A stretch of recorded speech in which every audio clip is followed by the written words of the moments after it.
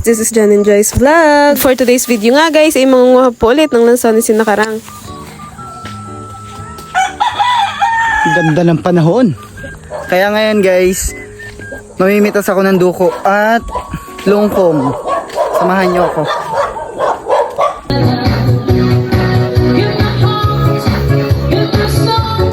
Go man! Mamimitas na tayo. Itong mga lansones nga po palang ito ay yung tira pa nung nakaraang pitas nila. Kung napanood nyo po yung last vlog namin, ito po yung mga duko. Hindi po sabay-sabay humihinog ang mga duko, kaya po pautay-utay ito bago pitasin.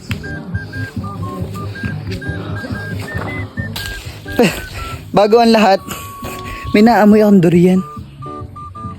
Oh, meron akong naamoy durian din. Amoy ko. Oh. Meron ng durian eh. Kung alam ko nasaan. Okay rin. Ikot ako ng ikot. Kasi amoy ko na yun. Ari oh.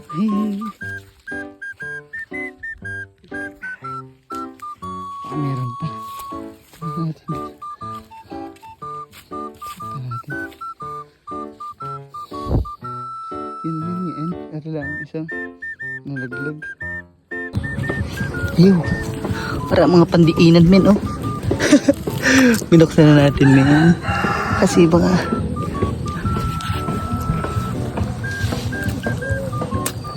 sarap.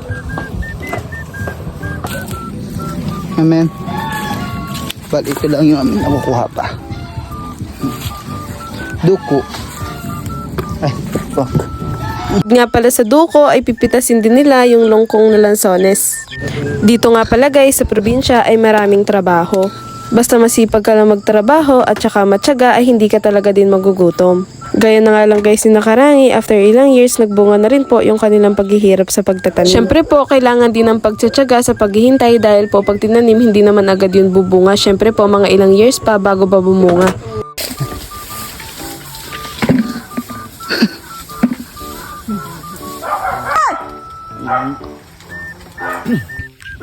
Pupunasan lang yan. Binta yan. Oh, wala ka. Sobrang ano na oh. Sobrang black na. Kung makikita nyo nga guys, yan po ang kalaban ng lansones, yung mga guyam na itim. Dahil nga po, once na pamahayan nila yung lansones or yung bunga ay hindi na po ito mabibili dahil magkakaroon na ito ng mga itim-itim. Dahil syempre po, mas maganda namang ibenta ang lansones kapag maputi ito kumpara sa may mga itim-itim. Kasi po, kahit bilhin ito ng mga buyer ay hindi din naman nila ito madidisplay sa kanilang mga tindahan dahil nga po maraming mga itim. Hey yo. Nakita ko sa inyong lungkong. Sa sobrang baba. Talaga namang mas mataas pa ako. Tingni. Luka, marap. Hanggang ano ko lang, hanggang bayawang ko lang. Luka, marap pa parang sa baba pa. Papabidyo tayo. Yan. There.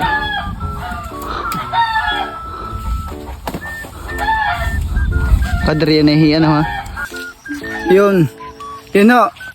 Dati ang alam ko lang ay ano, duko at saka native at ano, yang Davao na variety.